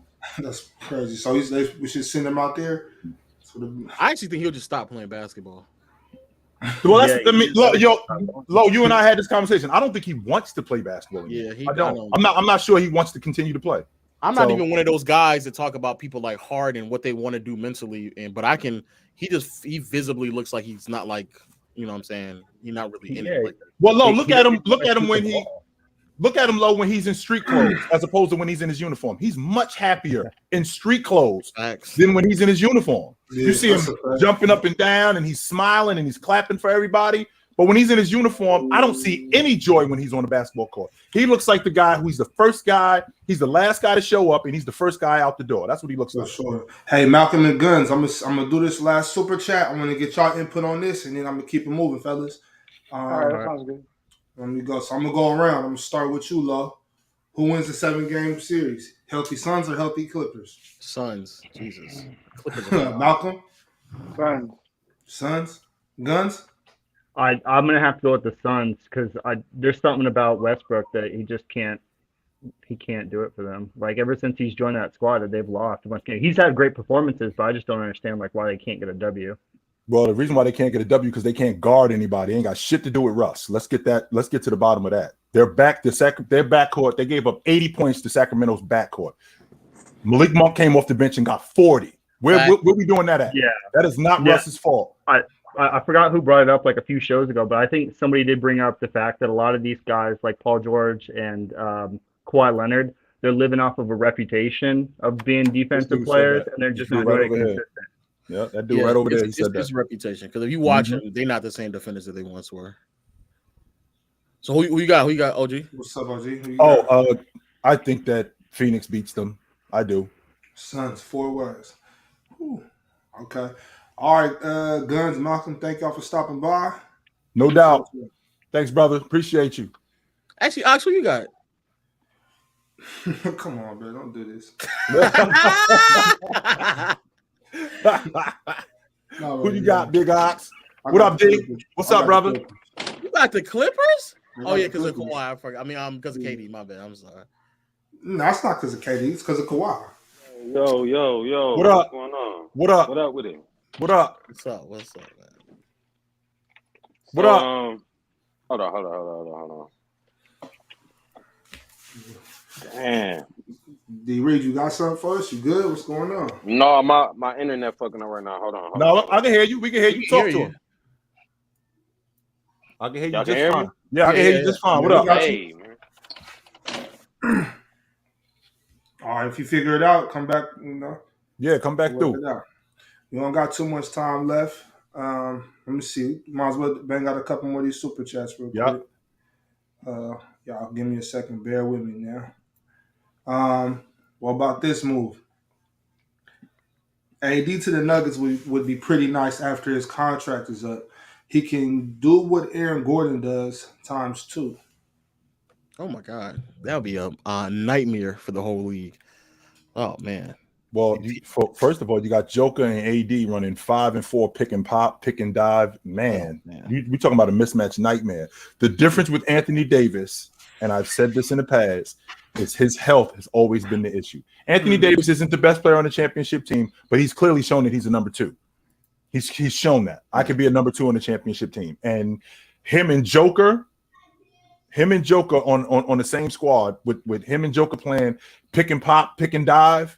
Or him playing off a Joker, that would be impossible. Would you trade MPJ and Aaron Gordon for AD? No, I can't do it. I just can't do it right now. No. Every time that brother get out of bed, he hurts something. From a health standpoint, Lo, I just can't. I can't trust him. The talent doesn't outweigh the availability. It just doesn't. As good as Anthony Davis is, the talent does not outweigh the availability with him, and I can't trust him. I just can't. Okay. Man, can't do it. Griff City. Salute, brothers. Great content. Yes, sir. Appreciate you, brother. Coming through. Come through. Well, we got a couple minutes left. Leaf back in effect. Man, why are you always upset, Leaf? Because he's a Brooklyn fan. He's a Brooklyn Nets fan. And not only is he a Brooklyn Nets fan, Lo, he's a Brooklyn Nets fan. And in New York, what they doing is they starving, right? They starving for a champion. And not only are they starving for a champion, what they're doing is they're misguiding people. This is a great example. This is a prime time for Brooklyn to build this thing like they should. This is a great time for Brooklyn to build this thing like they should and make themselves a champion, as opposed to selling wolf tickets like they've been doing in the past. Right. And the time to prove that is now, while we still got a big lead in the standings.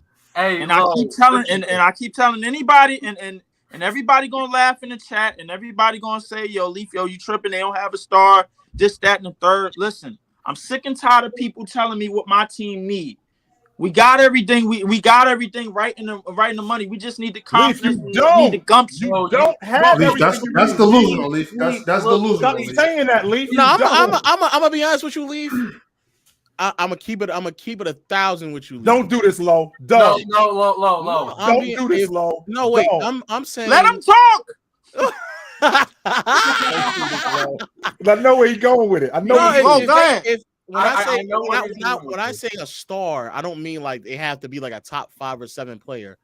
But why can't it just be like one like really solid ball handler that puts them into a legit, like keeps them in a playoff conversation?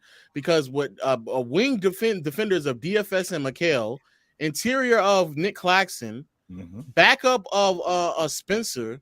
Nah, like that's I'm gonna keep it a bean with y'all. I'm not saying that they're gonna obviously win a championship, but like that is a team without a doubt. Like it's way more well-rounded defensively now. They got Cam Johnson, they got Cam Thomas. I Thomas. said DFS Cam Johnson, excuse me. They Right. got Cam Johnson, they have Royce O'Neal. They have, it's not like they don't have quality supporting cast members. Defensively, they actually look very unique. Joe, what up? in what they can do. Which is true, Lo. Which is true, Lo. And, But I'm gonna get to the offense. I'm gonna get to the offense side of it. I'm gonna get to the offense side of it. Hey, Lo. Go ahead, OG. What you were saying? The one thing that you didn't mention, Lo, was the one thing that they're missing, and that's where Leaf is. Leaf is under the impression that they're right there with Milwaukee. They're right there with Philadelphia. They're right there. Yes, he does with Boston. He thinks that they're right there with all of these teams. He don't believe that. Leaf, he don't believe that. I'll let Leaf explain it to you. Listen to me. What's up? Here's the thing: Giannis, Embiid, and even Jason Tatum, where they are right now, them as players and as the seasons that they having is great. It's phenomenal. But we all know, as far as postseason runs and going forward for all of them, they are all vulnerable. They are all vulnerable. All three of them are vulnerable. And y'all can laugh all y'all want. Y'all listen. You can hide your face all you want, and I'm gonna explain why. I'm gonna explain why. Not against the Nets. Not against. I'm sorry, not against the Nets. I'm listening to you. They vulnerable Period. And Joe, you just put the Celtics jersey on, and I understand why you did it, man. But listen, here's the thing. No, but Leaf, another thing that you're discounting, you bring up all these like the Nets. I don't think they're an awful team. But you're bringing up these top players on these top seeds. You have to realize that these top players have also great teams. Where does he think they do? Like it ain't like Giannis. It's just Giannis and a bunch of okay dudes. Yeah, he got a bomb squad. It ain't like it's Jason Tatum and a bunch of B and C dudes. He had a bomb squad. I understand that, but what y'all failing to understand is when it's time for them to make the pushes that they need to make, bro. Don't be surprised if Milwaukee is not there at the end.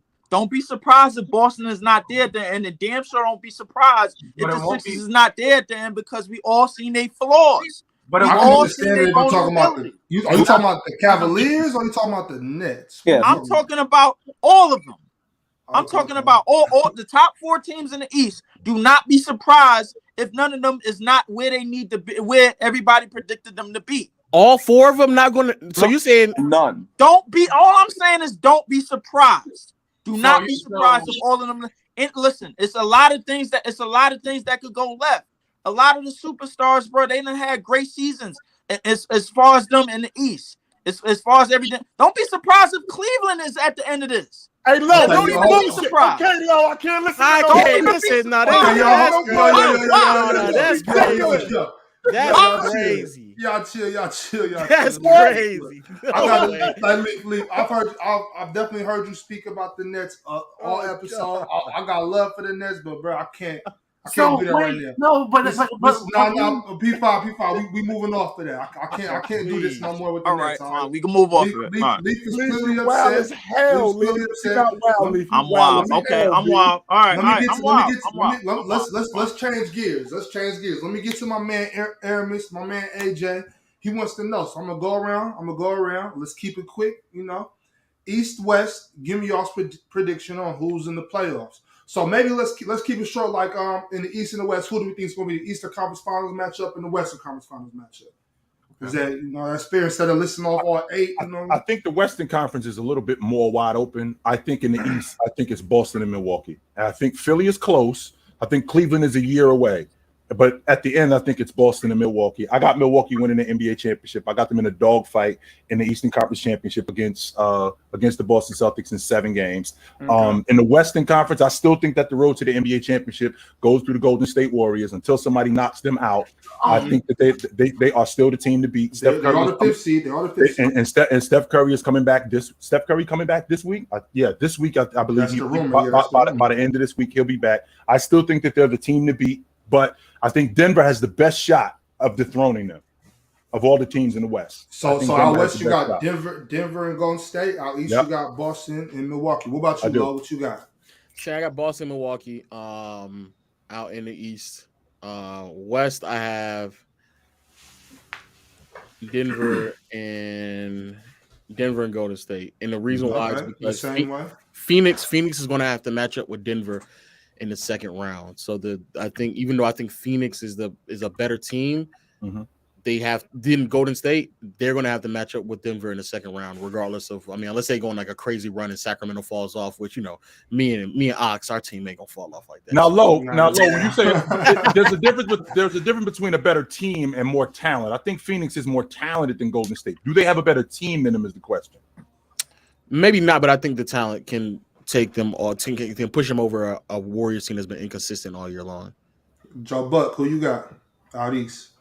I got Bucks and Celtics. Oh, but yeah, Bucks and Celtics in the East, and then the West. I think Booker's a fraud, so it's Nuggets and Warriors. So we got the same for all 3 of y'all. What about you, P5? Who you got? Bucks, Celtics, and in the West. Like looking at how the standings are looking right now, I'd probably have if I'm taking it into account what they look like right now, I'm probably looking at Nuggets, Clippers. I don't know. It's tough because I think that's the first different answer. Okay. I think the Nuggets are definitely making it, but who's the other team going to be? Is Golden State going to go on that type of run? Is Phoenix going to be a success? Is Sacramento going to go on a Cinderella story?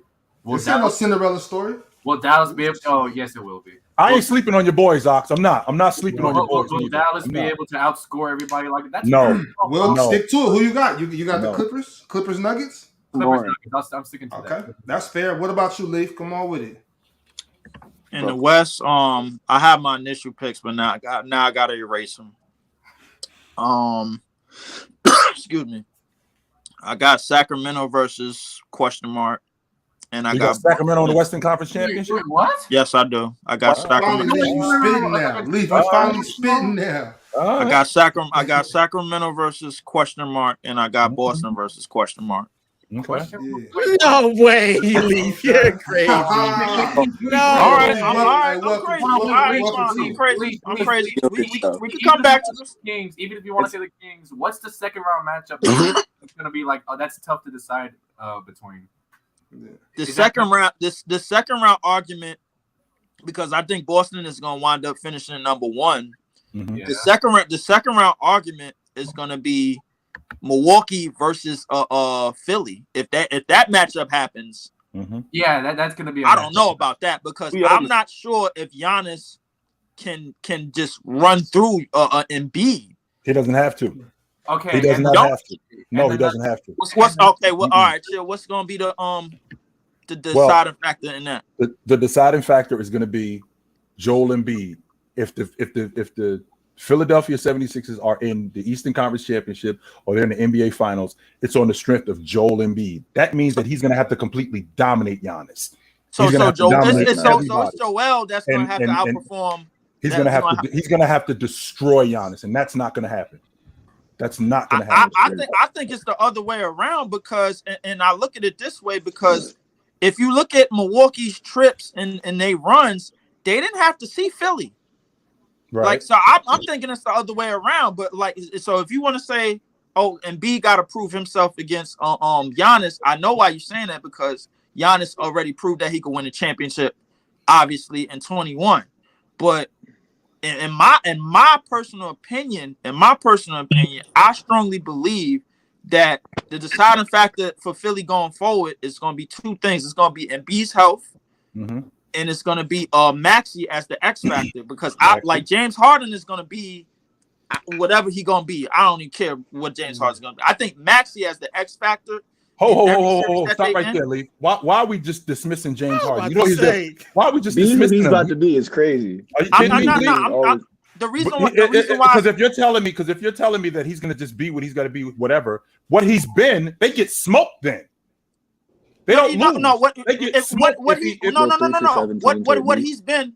been as a number one. What he's been as a number one, they gonna get smoked. He's clearly not the number one. Right. He wasn't the number one last year neither. And he wasn't the number one last year neither.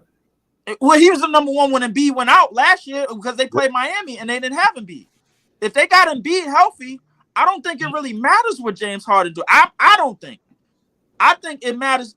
It's all about Maxey being the X factor and being and exerting himself series by series, and B staying healthy and dominating in the paint like he do and dominating every center matchup. So you think Embiid can dominate against Giannis and Brook Lopez? I think Harden is just going to be the facilitator and everything else and all the things in between.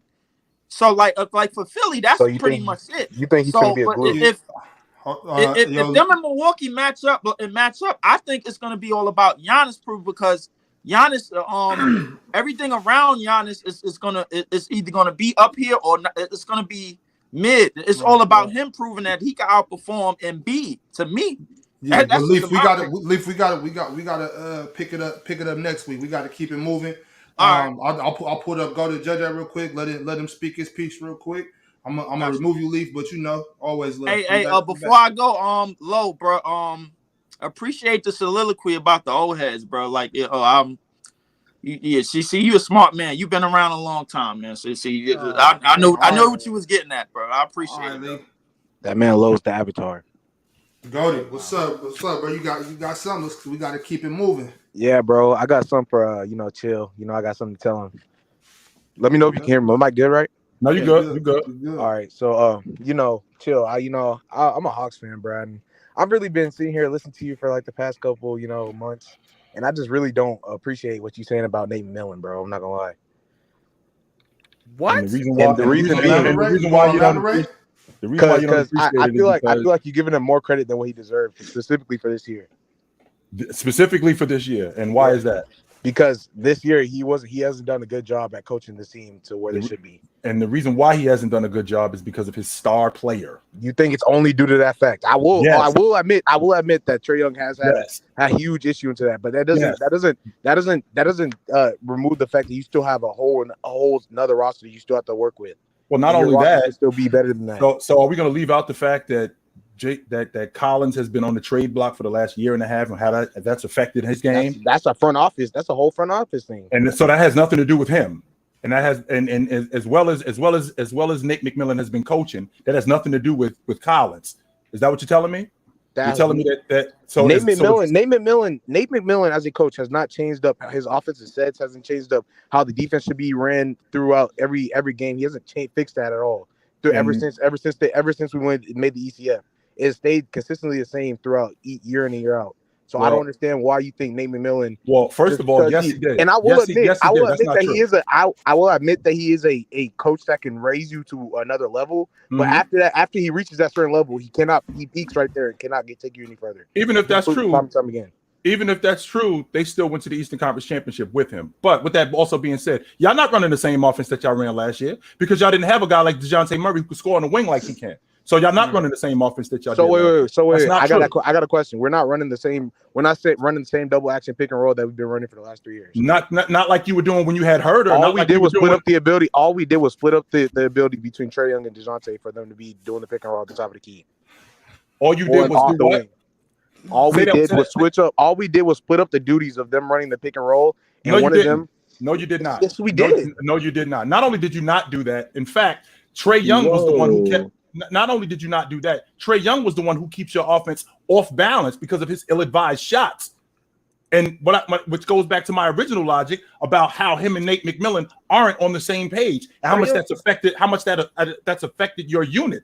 That's number one. Number two, DeJounte Murray, you keep saying that you just said that your defense and your offense are the same. Well, no, your defense is not. And the reason why it's not because you didn't have a perimeter defender like DeJounte Murray last year. So because you didn't have a perimeter defender like DeJounte Murray, that meant that you don't have to switch as much. You have more one-on-one defense. Plus, you got younger guys like Griffin, who's a better defender, right? And that's what Nate McMillan preaches. So your defense was not the same as what it was last year. The catalyst to this was the relationship between your best player and the coach, and it's seeped into your unit. I need you to understand that our defense, for us to be, like you say, we brought in another perimeter defender, and our defense is still middle of the pack, if not worse than what it should be. Our defense should be higher than what it is, especially considering the fact that we have DeAndre Hunter. I'm not gonna ride on Clint Capella that much because he has gotten older and he isn't as good as he used to be. But he's still able to be a good rim protector. While we also have DeJounte Murray on the perimeter, we have guys like AJ Griffin, Onyeka coming off the bench playing good defense as well.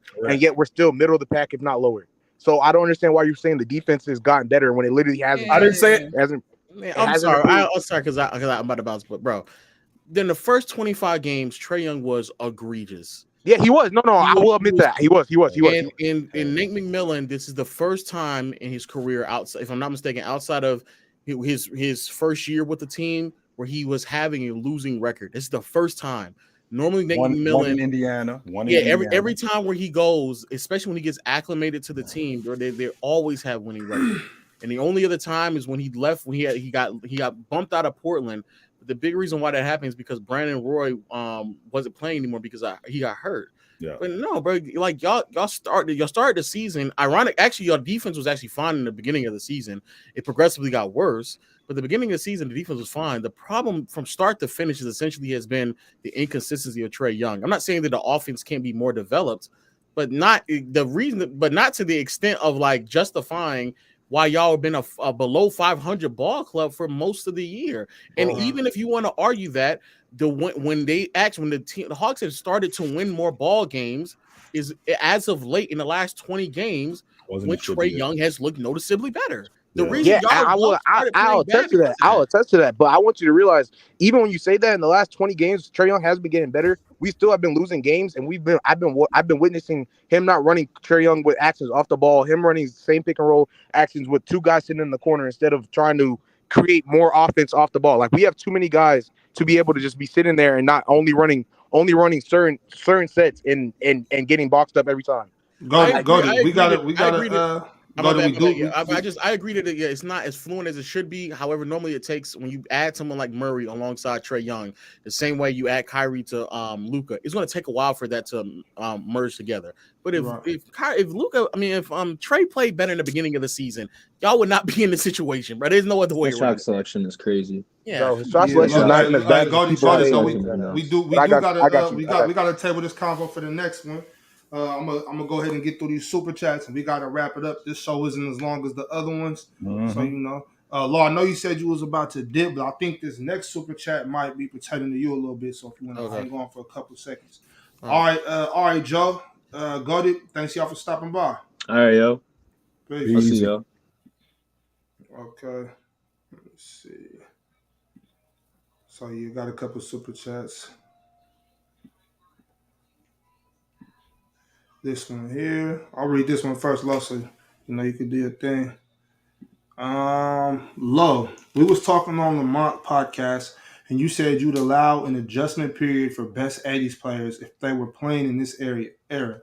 How many game seasons of an adjustment do you think the top 5 80s players would need? Probably just a season, like a year in the off season. That's probably it. That's fair. Christopher D, we appreciate that. Yeah, that's fair. Yeah. But hey, I thank y'all for having me on, man. I'm happy we able to, bridge that gap, man. Low down in the house. Appreciate you, Lo. Appreciate you. Oh, I'm taking my gloves off because when I seen Lo, I saw I had to check my. Oh my gosh! I thought I had to put my gloves on. Especially when Big Ox picked it up, he was like, "Oh man, something happened, man." That's what I thought. I'm like. I was just trying to do my best Don King, just build it up. And then I see Lo, and I'm like, "Uh-oh, here we go, let's go." All right, Low down. I know where to find you at, brother. Be easy, brother. No doubt. Right. Shit. Okay. Shit. We might as well just zoom through these last super chats and let's do it. Going our way. Yep. Okay. Starting off from Reggie Reg. Thoughts on Redick and Arenas' latest comments? I haven't heard anything from JJ Redick or Gilbert Arenas recently. Right. The stuff that I've heard from Gilbert Arenas, I think it's been real short-sighted. And to say that Bill Laimbeer, because of his ability, because he fouled, he couldn't play today, well, I think that's nuts. Yeah. Because I think, again, I made a video about this, that Bill Laimbeer he's the first stretch 5. And he was one of the few stop and pop bigs that played the game like that. Guys weren't playing like that. He got criticized for that. So the idea that Bill Laimbeer couldn't play today, I think his game is comparable to today's game, and I think he would adjust defensively. It's not like everybody in the league in terms of bigs are just locking down. No, and I think Bill Laimbeer is, at minimum, he's an average athlete. He can get up and down the floor. So. Yeah. I thought that he was crazy by saying that. He did. I think JJ Redick brought up Kevin Durant not being a top 5, not Larry Bird not being a top 3 shooter of all time. The post that was holding up that tent is volume. It wasn't anything else, because Bird showed that he could make clutch shots, and the degree of difficulty is there. And the only thing that was missing was volume. And if we're going to do that, then that means we got to do that with the leading scorer in the NBA. We got to do that with the leading rebounder in the NBA. We got to do that with the assist leader, the steals leader. And now that's a can of worms that a lot of guys do not want to open up, because it could get ugly. Right. I mean, sometimes Gilbert Arenas, he just says a lot of things for wow factor. I don't too much buy into it. What JJ Redick was doing this summer, that was egregious. The disrespect to the older players, but a lot of them actually got on, did interviews, and got back at him. Jerry West went on to basically say that he'll bust JJ Redick ass in his and he wasn't lying either. He wasn't lying, Big Ox. He wasn't lying. That's an 80-year-old dude like Jay. In my day, I would have bust your ass. Yeah. Christopher D with another one. Chill. No one wants Ben Simmons. He's not tradable. No team wants him. You sound like Lamar. Much love to love though, Chill. Nobody wants him right now. What he looks like right now. I can definitely get with that logic. That conversation might change in a couple of years. Let's just say, for the sake of argument, that over the next 2 years, he looks like, let's say he's out of the game in the next 2 years. And then, like I said, he resurfaces and somebody sees him and goes, yo, maybe he can help us. So as of right now, you're absolutely correct. I don't think that there's anybody that's interested in him. He has no trade value, none. Yeah. Another one from a pimp named Slickback. Leaf. My issue with Philly is, can they handle physicality in the playoffs and close out games well? Nope. Their stats don't respond well in both scenarios. I've seen games where they've been up late and they've been able to hold on barely, but against the better teams, they struggle. And when you get to the playoffs, it's a different animal, man. So when you're talking about a guy like Doc Rivers who has to make the adjustments, I mean, I can't 100% say I trust it. I don't. Yeah, can't say it. Another one from my man Christopher D. Hopping on next week. Chill, I'm gonna get with you on Kobe being top 6. I think I can change your mind. Good luck, my man. Good luck. What's the chances of him changing your mind, Chill? Can he? Does he have any action at all? Nah, man, I'm straight on Kobe. And again, what I want to make, I want to reiterate this. Kobe Bryant, from a talent standpoint, I think that he's a top 10 talent, no question about that. But from the guys that I've seen and the guys that I've done my homework on, and the guys that I talk to, I mean, to have Kobe Bryant between 8 and 12, when they tell me that, that's just not nuts to say that. Like I said, I got him at 11. If I had him at 10, would that change your mind? Would that be that big a deal? Like I said, ESPN, which a lot of people listen to, I listen to them too on some level. They just came out with their top 75 list. They had Kobe Bryant at 10. Just so you guys know, when he retired in 2016, they had a top 100 list. They had Kobe Bryant at 12. I had him at 11. So, I mean, this isn't something that's what I'm just saying is crazy. Basketball people who talk about him, they don't really have him 2, 3. The majority of the people, he's anywhere between, I think, 7 and 12. Well, there you have it. I mean, so Chill's ranking of Kobe Bryant isn't too far off the consensus from who we call professionals. I think that's pretty fair. Well, let's go ahead and wrap this one up, Chill Town. You got anything you want to leave the people with? Anything to look out for? These last 20 games are going to be really important. You got to stretch where a lot of playoff positioning is going to be determined, and it's dope. What I'm going to do these last 20 games is I've been paying attention to your Kings. I'm going to pay more attention to them. Let me ask you this too, Chill. Just might as well, since we're talking about it. Last 20 games, if you can, in the East and the West. So out of the 20 games in the West, who do you have having the best streak of 20? Who do you have having? I won't say the worst, because we know that's going to be the Spurs or the Rockets, Jazz or somebody. So who do you got? Not falling off. Who do you got? Who do you got doing the just best? Going the other way. Okay, going up. Well, I think that the Warriors are going to get Steph back, and with the Warriors getting Steph back, they're already at the 5 spot. I think that with getting Steph back, I think they could possibly play themselves back. I think that if they're in the 5 or the 6 spot, I think they can play themselves back and give you. I think they're only 3 games behind you guys. I think they can give you guys a run. I do, and get back into that top 3 seed. I think they can give you guys a run. What about excluding the Rockets and the Spurs, so that lower tier 7, 8, 9, 10 seed. Right. Who do you see taking the biggest dip? Who do you think's falling out of that play-in race in the West? I can't see Dallas just going completely the other way, but I wouldn't be surprised if they ended up in the play-in tournament. I had them in the play-in tournament before the season started, but the way that they've been playing and the way that their schedule looks, I could see them in a dogfight to stay in the play-in tournament. I could see that. Right. What about the East? And who's going up? Who's going out? I like what the Knicks are doing in the Eastern Conference, Big Ox. I do. I like what the Knicks are doing. They're on an upward trend. They've been playing a lot better. But the other way, I mean, Leaf was in here. I think Brooklyn's gonna struggle, man. They're gonna be holding on for dear life. I do. I agree. All right. Well, chat, folks. We appreciate y'all tapping in. We appreciate y'all staying with us for this almost 2-hour show. We'll be back same time, same place next week. Make sure y'all tap in. Next week, you guys run the show with the super chats. Whatever y'all asking in the super chats, that's what we're gonna talk about. Absolutely. All right, so anything y'all think of, write it down. You see something, write it down. And when you get here next week, hit us up and we'll talk to you about it. Yes, Chill sir. Town, always a pleasure. Yes, sir. Take it light, but take it. Don't drink and drive, y'all. Yeah. Yeah.